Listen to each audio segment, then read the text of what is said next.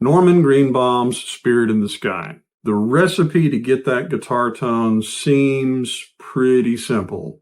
A Fender Telecaster, a fuzz box, a Fender tube amp, and a whole lot of reverb. Yet decades later, we're still trying to figure out exactly what he used to get that tone. And there's been a lot of theories about how he got it done. And Norman himself has said, a lot of people have tried, but no one has really nailed it. And I basically want to go on record and say, I think I figured out what he uses.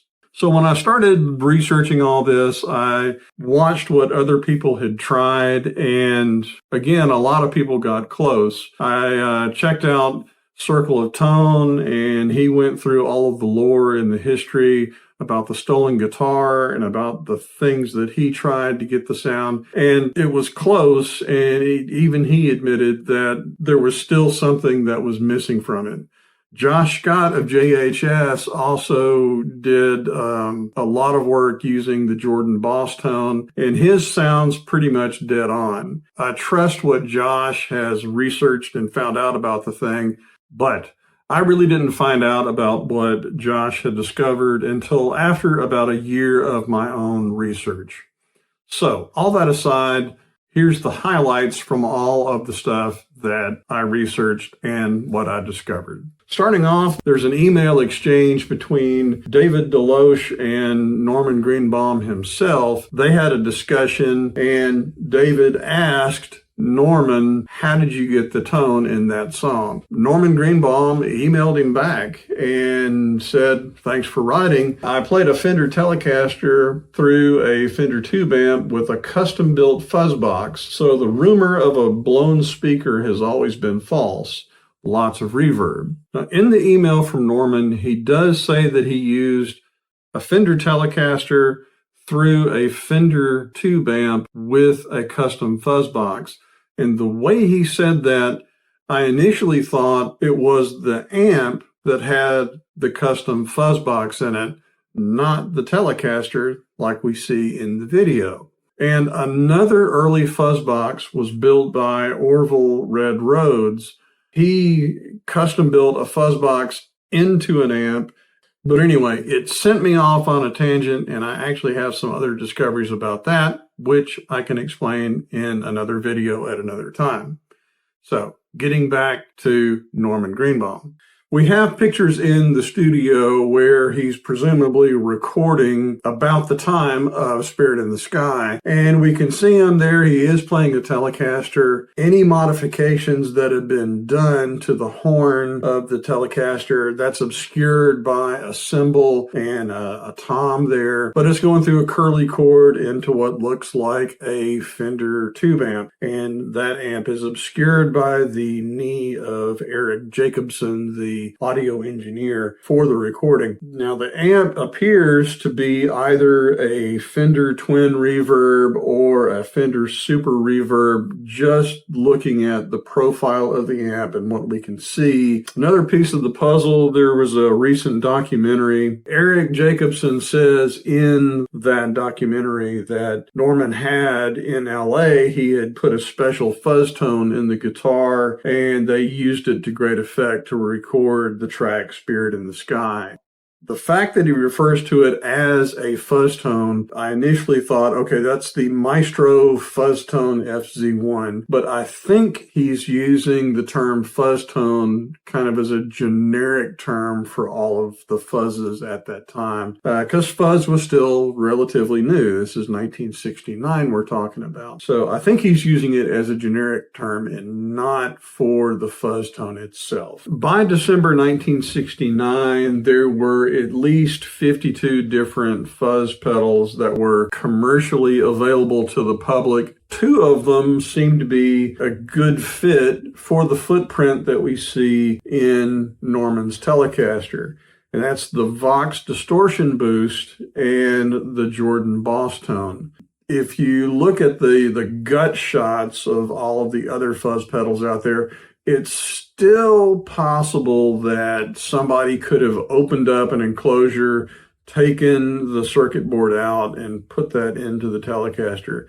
It's not likely, but it's still a possibility. So I can't completely throw that out. About the Vox distortion booster, there was a time that Brian May took a distortion booster and actually put it into the Red Special. And Brian May doesn't sound anything like Spirit in the Sky, so that's not very likely. But the same kind of footprint we see in the Jordan Boss-Tone with the two knobs and the single slide switch, that starts to look more likely. So my plan was, after having identified all of these different fuzz pedals, I used the internet to track down schematics of all of those fuzz pedals that I could find. There were a few that were obscure enough, or they only appeared in a magazine one time. I was able to get a good assortment of them, and I looked at them all. And I started noticing that there were some patterns that these fuzz pedals fit into. And I was able to identify about 4 different topologies that all of those circuits fit into. And I can go into the different topologies in another video, and I can look at those more in depth. So my plan, instead of having to look at examples of 52 different fuzz pedals, I could take a look at just these few topologies. I could build an example of each one of the topologies and see if I could duplicate the output characteristics just like I see in the recording of Spirit in the Sky. My thinking is I can take a look at that intro riff of Spirit in the Sky where it's nice and isolated, he's playing the riff, and I can take a look at how the output characteristics are for the fuzz that he's playing through. There's that characteristic splutter where when he hits a note a little bit harder, it momentarily overloads the circuit. There's some characteristic folding, giving it an octave up effect. If I can identify the topology that mimics the output characteristics, that narrows down the list of 52 fuzz down to just 1 or 2, maybe even just 1 fuzz. And then mystery solved, right? Well, it turns out I didn't have to do any of this because Josh Scott at JHS pretty much demonstrated that it was the Jordan Boss-Tone already. And along comes this guy, Brandon Langlois, pardon if I'm saying your name wrong, of Circle Electric Company, and he comes out with what he calls the Spirit in the Sky fuzz. It sounds dead on accurate for Spirit in the Sky. Good on you there. Taking a look at the schematics for the Jordan Boss-Tone California circuit and the Spirit in the Sky fuzz from Circle Electric Company, the similarities between the two circuits are unmistakable. Similarities between those two circuits aside, to slightly complicate things, the Jordan Boss-Tone also has the Nashville circuit, as it's called, and it turns out the Electro-Harmonix Satisfaction fuzz is an exact copy of the Nashville circuit. And in recent videos, I've used this fuzz with just a few modifications to pretty much get the Spirit in the Sky guitar tone. So, mystery solved. December 1969, you've got a Fender Telecaster with a custom fuzz box, which is a Jordan Boss-Tone, a Fender tube amp, and lots of reverb. Well, maybe. There's 2 additions to the Spirit in the Sky fuzz made by the Circle Electric Company. The first thing is he added a resistor at the top of the circuit for what he calls sustain. This is a control to drop the supply voltage to the main fuzz circuit, and this was the inspiration for me to build the Everdead pedal, which does the same thing. And the Everdead pedal, in combination with the Nashville circuit, which is in the Electro-Harmonix Satisfaction fuzz, gets really darn close. But there's also another control that Circle Electric added to the Spirit in the Sky fuzz. He added a bias control at the base of that second amplification phase. Now, what this says to me is that maybe the fuzz in Norman's Telecaster, maybe one of the components was slightly off nominal, maybe it was just made that way, but maybe it wasn't the exact specified value that was on the schematic. Who knows? So that to me wraps it up. This is mystery solved. There it was, December 1969. You had a Fender Telecaster using the neck pickup, the tone rolled off. You had a Jordan Boss Tone, probably the California circuit, with a dead battery, some off-nominal components, a Fender tube amp, and lots of reverb. And that is what I think the Spirit in the Sky tone is all about. Now, having said all that, this has probably been one of the most difficult videos for me to film. There is a lot of detail that goes into mapping out what topologies are and trying to figure out how to categorize and describe the things.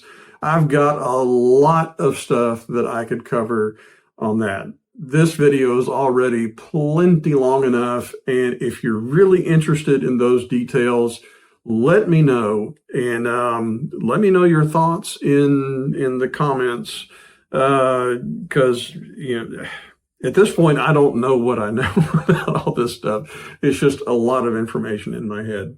Anyway, I'm going to circle back and I'm going to talk about Orville Red Rhodes fuzz box that he made way back in 1961. There's no photographs of the amp or of the fuzz box that he made, but I do think I have found some other information that leads me to a design of what his fuzz box could have possibly been. If you're interested in that, do let me know in the comments below. I'm going to have a ton of links and stuff for all of the information that I've gleaned off the internet. I'm going to have that in the description. And if I have missed something, sorry. It wasn't on purpose, I assure you.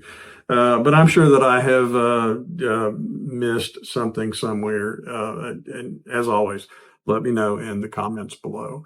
I'm rambling at this point, and I am tired of filming this video on Spirit in the Sky. All right, I will check you guys next time.